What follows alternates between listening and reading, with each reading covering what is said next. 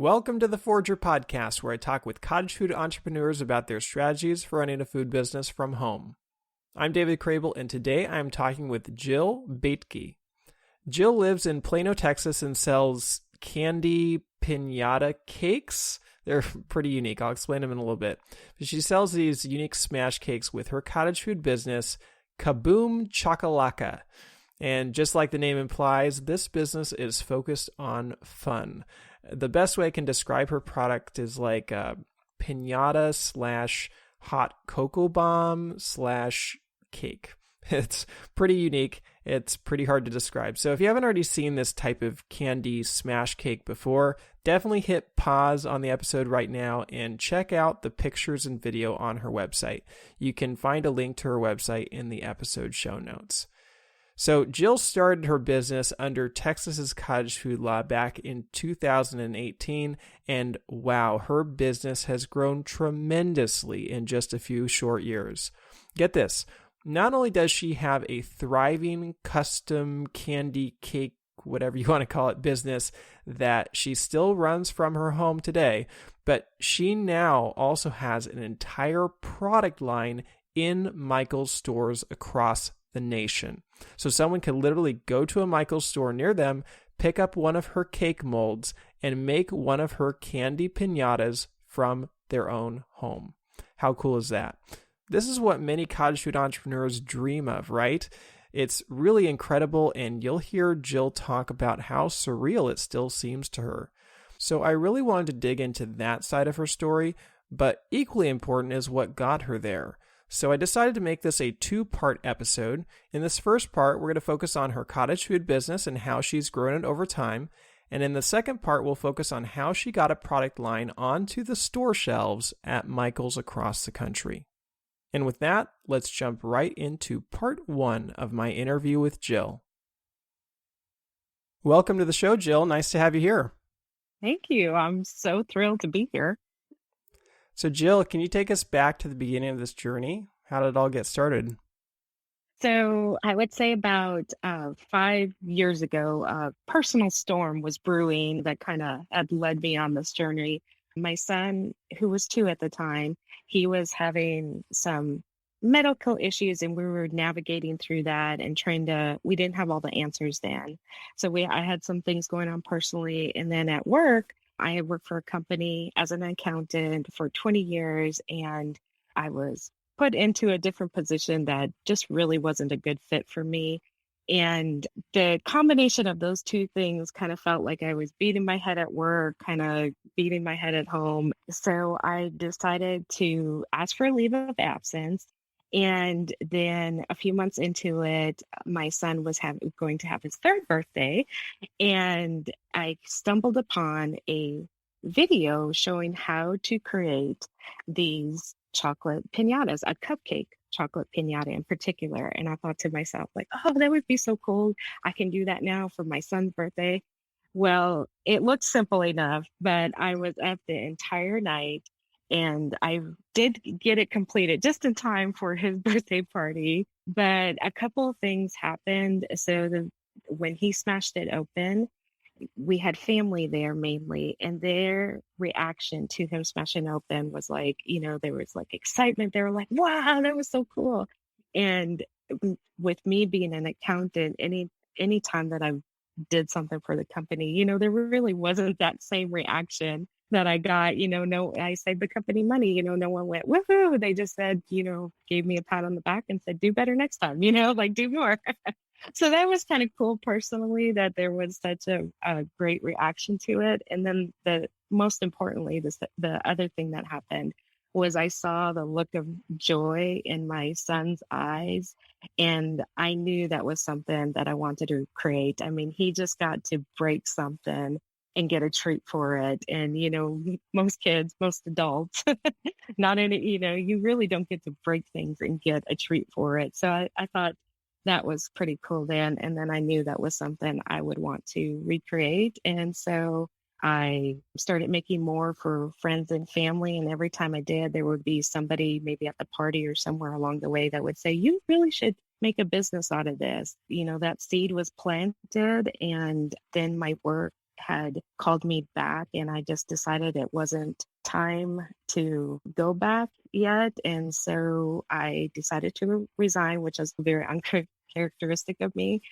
And that was the beginning of March 2018 is when I resigned. And by the end of March 2018 is when I established the business, got my food handler's license, opened a DBA at that time, and then decided on a name. So I actually had been working on a name for several months, but finally toward the end of maybe that March, April 2018 timeline is when I formalized the name, and Kaboom Chocolaka was born.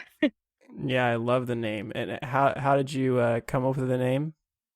So I had been mulling around a lot of different names, a lot with like maybe my name Jill in my business name. And it was actually, I had that song like boom, shakalaka, shakalaka. That would play in my head at various times. And it was like two thoughts just kind of smacking together. So that song was playing in my head.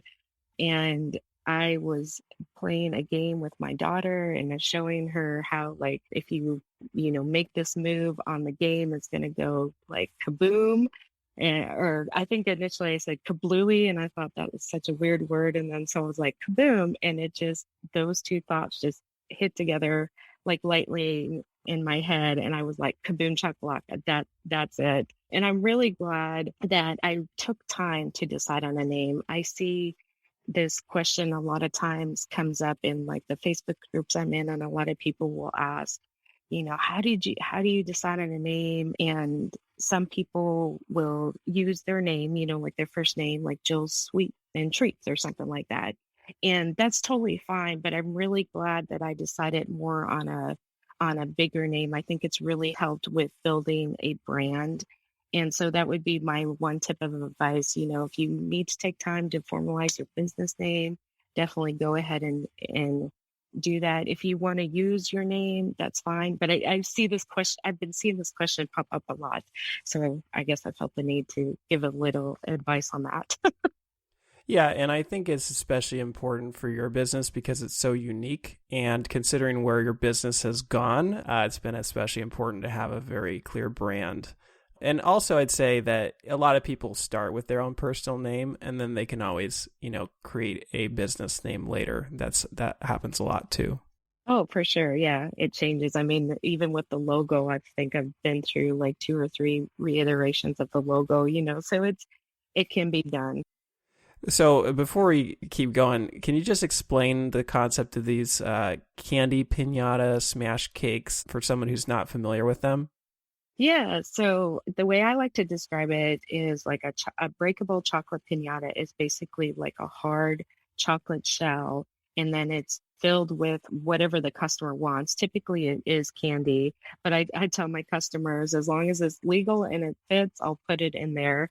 But yeah, and then, they can look like any shape. I mean, some even look like regular cakes, and then they just smash them open to reveal the goodies inside, and it's an experience. So not only does it taste good because it's chocolate and candy, but you get the experience of hitting something. And so actually when I first started this business, I spent a lot of time explaining what I was creating, because when I first started, I looked across the Dallas area, across Texas, and then eventually across the US. And I could not find really anybody that was creating the chocolate piñatas.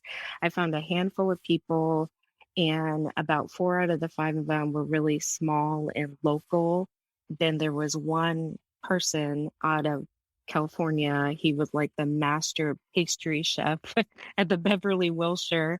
He has since moved on to do other things, but he had a brand, and he was really like the only one that, was really taking it and doing something with it. And so that was part of the reason also why I decided to form a business. I just realized that there wasn't many people in the US that were creating these, and it just seemed like a really good business opportunity along with just being a really neat thing. The flip side of that is that it's not on people's radar, right? So people aren't like necessarily looking for a candy piñata to celebrate their kid's birthday or some other party. So was that like a big barrier that you had to overcome in trying to get this off the ground and get people actually interested in it? Oh yeah, for sure. It definitely was a big barrier because I was spending a lot of time explaining it, and then whenever I would try to introduce this concept to somebody, I needed to show them like a video, or if I was going to like a networking meeting, I would have to bring one there and show people like this is one of the ones I can create, and just have somebody there smash it open. And once I realized like it has to go beyond me describing it, it has to be a lot more visual, then people started getting the concept a lot more. So I thought like, yeah, if I just describe it as a hard candy shell or chocolate shell filled with candy gets smashed open, like people are like, oh, okay, that's cool. But if I would bring one and somebody got to smash it, then it really left an impression. And so initially I was doing a lot of networking, and I still do networking, but initially that was what was key for trying to get my name out there, because if I could show a group of people what I was talking about and they had an experience with it, and then they might run into somebody, everybody has a birthday. So they if they were having a birthday or somebody in their family were having a birthday, this kind of resonated with them, and they could tell others like, oh, you should go look this person up. And even today, I spend still a lot of time trying to explain it. Like I'm in Facebook groups, and if I see somebody post like, "Hey, I'm looking for a birthday cake," I'll say like, "Have you thought about, a chocolate piñata? And this is what it is." And I might attach a video if I can, or something like that. So it's definitely more the visual when it comes to these, and that's why initially I started with Instagram because it was such a visual platform. Yeah, I'd say you definitely had to have a pretty strong marketing focus for this type of business because it was so unique. And I saw somewhere where you said that marketing was your biggest struggle. You already said that you were an accountant for 20 years. That's quite different from running this kind of business. Did you feel like it was hard to put yourself out there?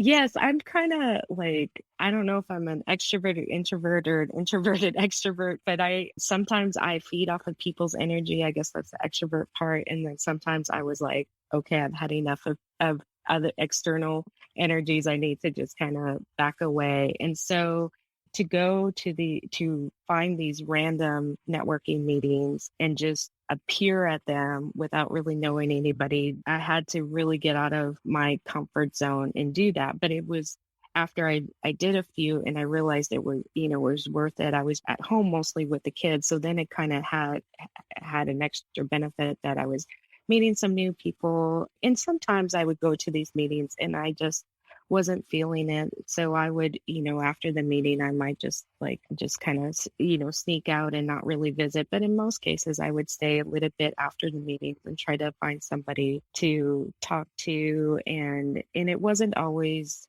about business. It, wasn't always about me explaining what I did. It was also, well, what do you do? And because people are there to talk about their business. So if you're not ready to open up just yet or talk about your business, then you can ask somebody else what they do, but most of the time it's easy. It's pretty easy to talk about your business. So. I mean, I know that you left your job and you were going to stay home with your kids, and you have very young kids, right? Like I think you said your youngest was 3 when you created your first smash cake. And that's a full-time job as far as I'm concerned. So like, was it always your plan to go back and start working? Like what drove you to like actually pursue this business and get out and market it at networking events and on Instagram and such? I think like after I resigned from the job and realizing like, if I really want to invest the time, this could be more than a side hustle. And I've always kind of been the financial provider for my family. So it really wasn't in me to make it a part-time thing. Now, initially it really was because, my focus was the kids and obviously still is, but they're, both in school. So that kind of helps, with stuff, and I can be a night owl. So I can, after they go to bed, I do a lot of things after they go to bed. But the first couple of years was just part-time because it was mainly for friends and family. But then it would have been in March of 2020. So right when like COVID was hitting, right before that, like days before like the world it felt like the US shut down, was I had an interview with a writer who wrote for the Dallas Morning News. And she was somebody I had met through these networking meetings. And she did an article on Kaboom Chocolaka that eventually made it into the Dallas Morning News. I can't remember when it hit. I think it was in like the April, May timeframe. And since that article, things have like really launched then. So around that time, the world is shutting down. People aren't going out and doing things, and it's graduation. So the article hits, and all of a sudden, like things change basically overnight. My phone is ringing off the hook. I make these graduation hat piñatas. Everybody was wanting, graduations were being canceled at that time. People were just looking for different and unique ways to do something. And that article helped launch the graduation piñatas. And I probably needed to hire somebody during that time. But because it was COVID, I didn't want to bring somebody into the home and additionally put my family at risk.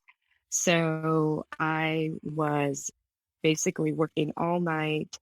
And one morning, I was up all night creating these graduation hats. It's like 6 a.m. I'm going to quickly try to grab a couple hours of sleep before getting up and like delivering all these graduation hat piñatas.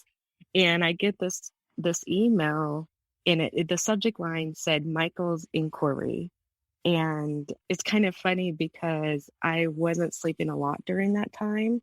And I honestly thought I had made like maybe a web submission, either asking about a product or maybe even complaining about a product. And I was like, man, I'm so tired. I don't even remember doing that. But I guess I must have. So I don't even click on the email. I get up in a couple of hours, make my deliveries, and then when I came back, I was like, oh, I should check out this email. And it was the most beautiful email. It only had 2 sentences in it, but it was like life-changing. The VP of food crafting at Michael's saw that article in the Dallas Morning News, and they picked it up and they just said, we would like to discuss a partnership with you. And, from there, things have definitely changed. And that's the article in the Dallas Morning News has really been the launching pad for things. And the Michael's opportunity has opened a lot of doors. And so from there, it's just really, those opportunities have definitely kept me going. But it also always comes back to my mission as far as like, I want to provide a little bit of joy to some people. And so whether I'm creating the chocolate piñatas or providing molds to somebody else to create one, I just hope everybody has a joyful experience in either creating or smashing one open. Yeah, we're definitely going to get into the Michaels thing in a little bit. That's a huge part of your story, and that's really, really cool and awesome to see. It's amazing, quite frankly. Before we get into that, I was, thinking about how this business is just a lot of fun, right? And I feel like that's what people really needed during the pandemic, was something that was fun and could bring them joy. So you would agree that the pandemic was a big turning point, not just the article, but like the fortuitousness of the article in tandem with the pandemic? Yeah, it felt really, like obviously what the world and we were all experiencing was really heavy, but it did, COVID did, with people trying to do celebrations at home, these chocolate piñatas really went just hand in hand with that. So the article probably couldn't have come at a better time. I get a lot of referrals, a lot of word of mouth, and a lot of repeat customers. So that has been such a great opportunity, because not only did it launch the Michaels thing, but it's really created a really good local customer base. So for the people that don't want to DIY a chocolate piñata, like they're part of, my customer base, and I love providing so many different things for them. And obviously, anytime somebody refers me, that is just one of the best validations that you can receive in your business, that somebody loves your product, is willing to refer to you and buy it again. I mean, any one of those is just so valuable. Yeah, I was actually wondering about repeat customers because, I wasn't sure if, this is just something that's like cool one time, and it's like, okay, well, that's cool. And then we'll go back to a regular cake next time. But it sounds like this is something that's definitely stuck. Yeah, so I mean, in some cases, the repeat customers they have multiple kids. So if they did it for one, they want to do it for the others. But like my kids, for example, I always think this is funny because I always give them an option. I'll tell them like, your birthday's coming up. You don't have to have a chocolate piñata. You can, we can do cakes or cupcakes or, ice cream or, whatever. Like, this is your birthday, whatever you want to do. And every single year they're like, well, no, I was thinking I want, this type of piñata this year. And so, I mean, obviously that just, they're such sweet kids in general. They're, my cheerleaders. I have one boy and one girl. My daughter is always like the cheerleader, and my son is like, he's not the cheerleader, but he'll definitely like, the other day he just walked through and he was just like, said something like, I don't know how you do what you do, but you do it so well or something, and it's really sweet. So I love that my own kid year after year. So for, my son, my very first one was for my son when he turned 3, and he turned 7 here recently. So I have done 5 different ones for him. And I'm about to do another 5th different one for my daughter as her birthday is coming up. So yeah, a lot of the repeat customers, they either have multiple kids or they have made this like the standard. They want to do it every year. But it's also not just for birthdays. I mean, I get like a lot of gender reveals and anniversaries, retirements, and bat mitzvahs, and there's so many different occasions, and then of course all the holiday ones. So it gives people different opportunities. If this is the way they choose to celebrate, they come back and like, this time I want one for Valentine's Day, or something like that. So, can we talk a little bit about what it takes to make these? I know you said that it wasn't easy to make your first one. I mean, because this wasn't a common thing, so it's not like you could just go out and buy what you needed to make them, unlike now, as we'll get into a little bit later. But how difficult was it to turn this into a business?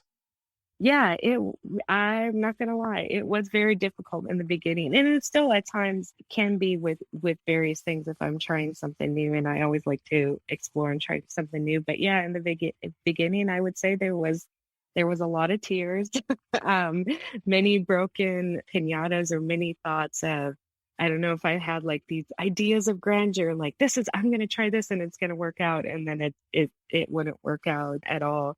But I mean, in the beginning, I basically had to start with any large cake mold that I could find, typically not metal. I just wasn't in the beginning, wasn't having luck with any of the metal ones. And so it had to be plastic or silicone. And then I would have to somehow make it work for a chocolate piñata. So sometimes I would have to cut the silicone just to get the chocolate piñata out of the mold. It's always like either like rigging stuff or trying to find a different way to do it. And I have a ton of different ones now that I can make work. I do like to make my chocolate piñatas fully enclosed. So like there's a front and a back, or a top and a bottom. And I try to get them all to stand up. I mean, obviously some are easier than others to stand up. Obviously the cupcake will stand up, but like I do number piñatas, and, trying to get a 6 or a 4 to stand kind of requires a little extra work to get them to stand. But I really feel like that's what creates the true candy explosion is, if I can create this thing that either stands or is fully enclosed, and then they come over the top of it and whack it open and smash it open, and the candy flies out and the chocolate goes everywhere. I mean, that's really kind of what makes them so much fun. So, what's the process for making one of these cakes? I typically almost always start with a mold of some sort. And then it is melting the chocolate, getting it into the mold, and building up those chocolate layers so there's no cracks in it. And then once I have a good chocolate piñata to work with, I fill it with candy and seal it up and then decorate the outside. And that's the very basic steps to it. And that sounds like it only takes a few minutes, but I can spend like maybe 4 hours on one, especially in the beginning when I had like no experience and really hadn't really like dived into the creative part of me, kind of. I have learned along the way that I feel like creativity breeds creativity. And so since I had spent so many years working, with more so the number side of it, that, when I first started, I had like a couple ideas, and now it's like I have so many ideas and I can't even get to like, 10% of them or something. Like it's just, I have a note in my phone where I'm just constantly adding things to, like, oh, you should try this or you should try that, or, things like that. And I love it that I have such a large selection to offer my customers, but then also to encourage others that are getting into this and creating them to show that you can do so much more with it. The hearts, the breakable hearts are basically the ones that have become so popular, but I'm trying to show others like there's just so much more that you can do with these. I mean, I actually made like a wedding cake piñata the other day. So that was cool that, it looked like a three-tiered wedding cake, but there was no cake involved. It was a chocolate piñata and filled with candy. So that was kind of cool. I love that one. Yeah, I mean, you have dozens of different designs on your website, and I know you have even more than that, right? Probably well over 100. But it's like, that's not the limitations of the creativity, right? Because it's not just the creativity of the molds, but it's also the creativity of what goes inside of it. What have customers put inside these cakes? So I have my customers, I let them pick the candy and then I fill it up. So I think that's one of the things that does separate me a little bit. Some people do that and some people will choose the candies for them. So I let them choose, and then I go out and buy a variety of candies for them. But so candy for sure is like the number one choice. Some people have put popcorn in there, but there could be a moisture exchange between popcorn and chocolate. So usually popcorn has to be individually wrapped. Alcohol is a popular one. So my tip on that is that you can't have any glass bottles. And there's obviously restrictions around that. So in Texas, I can't purchase the alcohol and resell it, but I'll create the piñata, and then if they want to buy their own plastic bottle, like mini plastic bottles of alcohol and put them in, they can do it that way. People have wanted to put in car keys, and I have shied away from that only because I didn't want to take the liability risk of it. So what I tell people is that I can create like a chocolate key and put it inside and maybe wrap it differently to so it looks a little bit more special. So then when they smash it open, they can have the real keys handy. If it's something expensive like that, there are options, where I can minimize my liability, but I can still create something for them that would really work for the surprise, as far as like giving a car or giving an engagement ring or something like that. Now, I mean, it's hard because there's nothing like this. There was nothing like this out there when you started. So what did you determine would be the price of your cakes, and how has your pricing changed over time? That's a very good question, because in the beginning, you're right, there was really no one to compare it to. And because I didn't have the experience yet, even though a piñata might take me like 4 hours, I felt like I couldn't charge for that because it was still a learning curve for me. And so throughout the years, I have increased my prices, and it's at the encouragement of others, which was kind of funny. I've had plenty of customers that have said, like, I can't believe you're only charging this much for what you do. You really should charge more. So it was kind of that encouragement. And as I got more experience and I felt more comfortable with what I was doing, that kind of has helped, settle on some of the prices. And then there's Facebook groups that I go to and just basically ask, like, how much would you consider, what would be your price of this? And it's obviously, it's taking into material cost and time and experience and packaging costs and things like that as well. But yeah, I will admit it, I just felt like I was just, throwing darts at a dartboard to land on the price. And a family member was like, well, it's much easier to set your prices in the beginning because it would be harder to raise them later.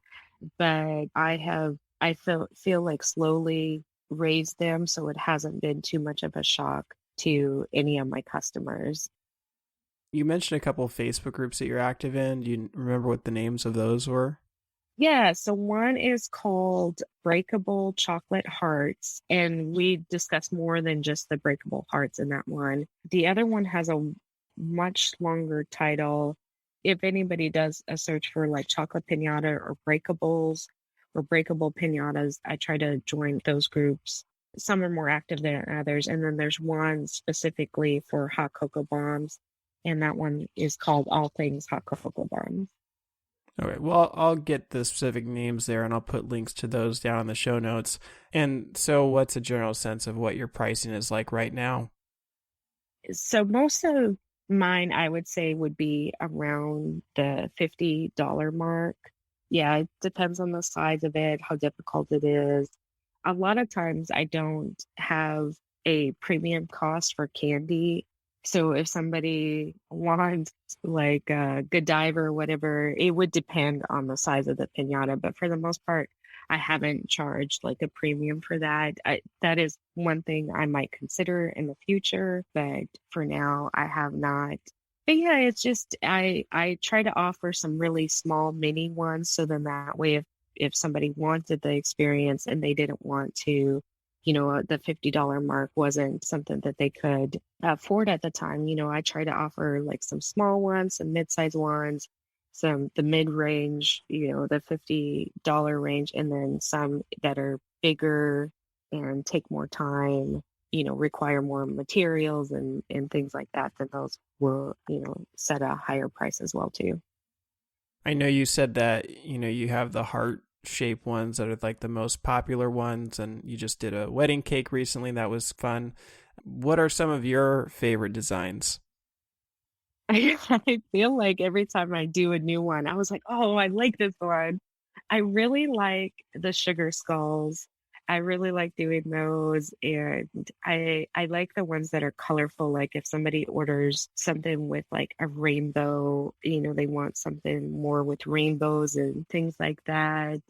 Yeah, it's just been fun kind of experimenting with different ones.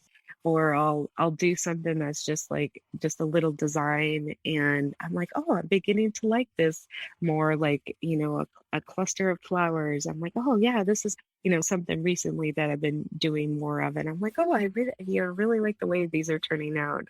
So yeah, I can never settle on a favorite one because I feel like sometimes when I get a new mold, I'm like, oh, I really like this one. And then I try a new one a couple of days later and I'm like, oh, this is now my favorite. I just have so much fun creating them that I think that's why it's kind of hard for me to like settle on certain ones. Has a customer come to you with a design idea and you've turned them away? On occasion, on very rare occasions, and a lot of times it more so has to do with what is on my calendar. So if it is a highly customized one, and if I have time to really think about it and design it out, I will definitely give it a try. I love tackling new and challenging things. So it is very hard for me to say no, but there was one, like it was just too quick of a turnaround time and I would have loved to tackle it, but there would be no way that I could sit down and really think about it and design it out. A lot of times when a customer comes and if they're asking for something that I haven't made before, sometimes I will, depending on what it is, I will try to steer them to something that I know I can do, or maybe just talk about the design as far as like, okay, well, this is something I've done in the past and I can send you pictures so you can see it. would that be something you would consider? My customers have been so nice. I don't know how I've gotten so lucky, but a lot of times too, what will happen is when we're talking about the designs and they're like, well, I really want something like this.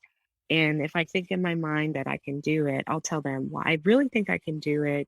I also know that I can do this other one. And they are so willing to work with me. They will say like, okay, well, let's try to do this one. If you can't do it, then let's do the second option. And that has just been really refreshing, that they trust me enough to work on, maybe something new, but then they also are like, hey, if you can't do it, just go with what you know. And I just think that's so great that they allow me to do all that. So it's been cool.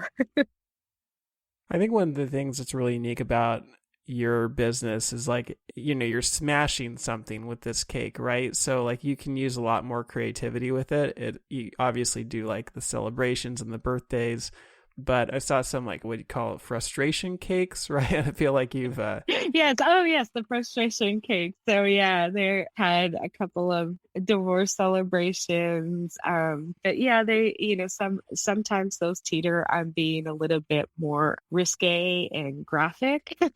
So those, I have a separate account to put my risque ones in that. So I actually have two accounts. And I decided to do that early on because I knew I was going to cater to a lot of moms with young kids, and they, wouldn't want to see a graphic design right next to like a princess dress piñata or, things like that. So I put all those under a separate account and kind of keep them separate. And then that way, hopefully I'm minimizing the amount of people I'm could offend by having some of these, divorce party cakes, or I don't want to go into too much detail on, but I would think that your listener would get the sense of what I'm trying to talk about. Yeah, I think it's pretty clear. Yeah. So how much time do you generally tell people they need to get their order in by? Like how long does it take you to turn around a cake order? So ideally, I tell people at least probably like 4 days before, but honestly, I cater to a lot of procrastinators. I feel like I said, I do have a problem saying no. And there are times where, somebody might come to me the day before and will say, do you have anything? And obviously every order is custom order. So it's not like I have piñatas just hanging around ready to go out the door to any random person. But I really do try to accommodate where I can. Obviously, if they're calling me last minute, it's usually will then have to be something I've done before, because I won't have time to really design it out and experiment and even trying different colors or things like that. So they're usually pretty understanding if somebody's calling at the last minute. But yes, I've joked that I've catered to procrastinators. Like I said, it goes back to I just want to bring a little bit of joy to somebody, and a last minute cake. I mean, I've procrastinated on stuff. I know how it goes. Life gets in the way a lot of times. And there is one customer that I have, it's almost become a running joke because she'll call and she'll like, how are you doing? I was like, okay, when do you need it by? Because I know she will always call me at the last minute. And I think I've been able to accommodate nearly every single time, which has been like 4 times. Yeah, I mean, that's really crazy. I mean, 4-day turnaround time. I saw a video from you a couple years back where you said 2-day turnaround time. And I feel like, most cake makers out there, like pretty standard, like 2 weeks is what they're looking for, or longer sometimes. So yeah, I mean, clearly you you have a problem saying no. Yeah, I mean, I have said no on occasion, and there's really only been like, I feel like one time I really should have said no and I said yes. I've been able to make everything else work. And like I said, I have really understanding customers, but I wouldn't advise people to be, like sometimes I'll say like, okay, I can do all this and I can deliver it by 4 p.m. and I don't get there till like 4:15 or something like that. I mean, obviously being on time or before is way preferable. But I've also noticed that with COVID, there's been a lot more flexibility in people's time. But also, yeah, when I first started, I mean, I just didn't have the amount of orders, so I could easily turn something over in a 2 day time. But, obviously, since with the business growing, I really, prefer at least 4 days. And since I make so many, I mean, I have a lot of candy here, so I'm not running to the store for every order. I have two big bins of candy, and one is dedicated to chocolates, and then the other is dedicated to non-chocolates, which are your gummies, your Starburst, your Skittles, and things like that. And at any given time, I might have a variety of 50 different candy, and I typically go through it pretty quickly, so not a lot of it goes to waste or expires or things like that. It gets used up pretty quickly. And you're still doing this from home under the Texas cottage food law. So, how many cakes are you typically making week to week? It varies so much. Around the holidays, I don't know how many, but during this time, which is a little bit slower, and which is kind of the reason I kind of take this time the first 2 weeks of the year to just kind of like decompress after the holidays, and my birthday's within the first 2 weeks. So I just kind of use this kind of like my me time. So I haven't really posted a lot recently, and I'll still take orders, but I'm not really advertising heavily and stuff like that. Yeah, it varies. I mean, there's some days where I don't have any, and then there's other days I have two or three. I don't even know what my average would be because it's so up and down, especially with any holidays.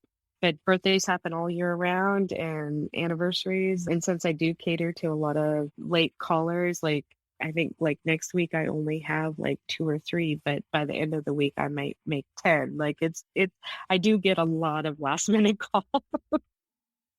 What was like one of the craziest weeks that you can remember?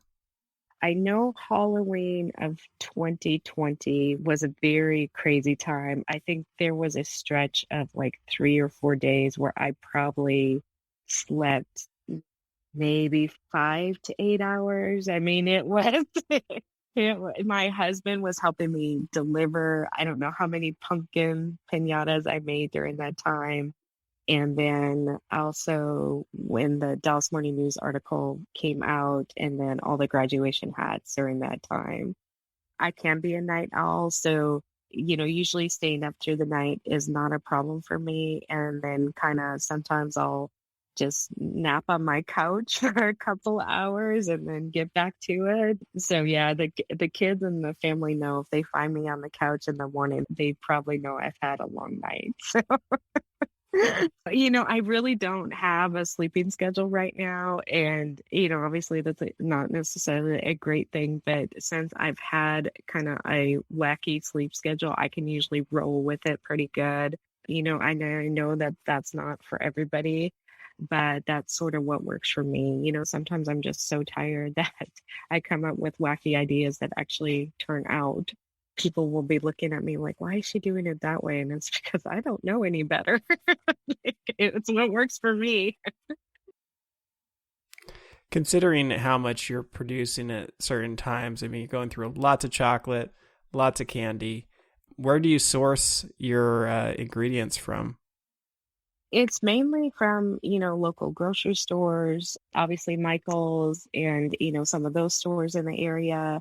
I really haven't had too much of a problem finding things. I know initially, there were with COVID and shipping constraints and stuff like that. Since I really wasn't taking like some basic goods off the shelf was the reason why I decided to continue with the business. Because I did think, well, if I'm, with the scarcity of certain things, if I was using those ingredients, I was like, maybe I wouldn't continue on. But it really wasn't a problem for me to find the candy and the things that I need. So you've never looked into a distributor? No, I hadn't. Now there were a couple of times where I had to go to 5 or 6 stores to find what I need, but I always eventually did find it here locally. And that really only happened during last year during the hot cocoa bomb craze, where everybody was creating hot cocoa bombs. And then like the chocolate that I mainly used it wasn't just at the store that I had always shopped at. I had to go to several of their chains to find it. So there were a couple of times where that has happened, but for the most part, it's not an issue. But I have thought I might reach out to the brand that I like and just see if I can't work with them directly instead of trying to get their products through the stores. So I know that you, I think, focused heavily on Instagram. How have you, learned Instagram or promoted yourself over the course of this business?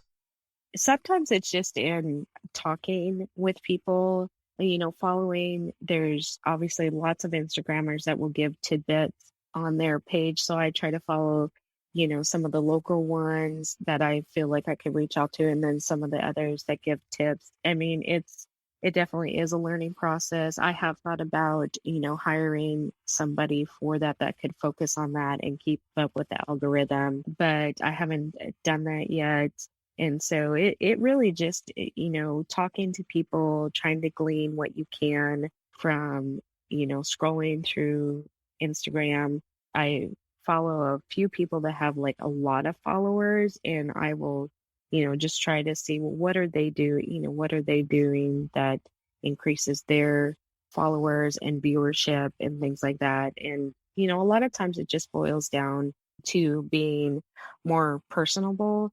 And that was something that I did not want to be in front of the camera when I first started this. I mean, I think I was like 2 years in before I even got in front of the camera. Like I didn't really show any pictures of myself or anything like that. And so now I do try to do, in my stories, try to get on and so people can see my face. And sometimes it's easier to put a filter on so that people can't see my face. But yeah, I know there's definitely classes to take, things like that, but it changes so often that it can be really frustrating. And so I just try to, as I'm trying new things or different hashtags or, a different sort of reel or video or post, and just try to kind of watch it and see what works and what doesn't. It's amazing to me what takes off, like I did this video over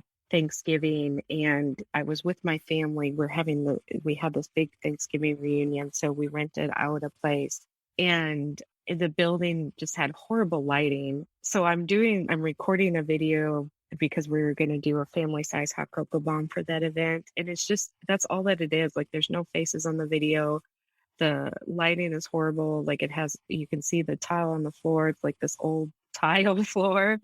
And that video, I think, has reached over like 250,000 views on Facebook. And it's like, there's not a lot of production that went into that video. So it's just kind of surprising to me, like what sometimes takes off and what doesn't. And now, I mean, for someone who didn't want to get in front of the camera for a while, now you've been on TV, right? Yeah. Yeah, it was a local show called Texas Today, and they reached out to me. That I was in the middle of Sam's Club when they first called, and I actually thought it was a scam.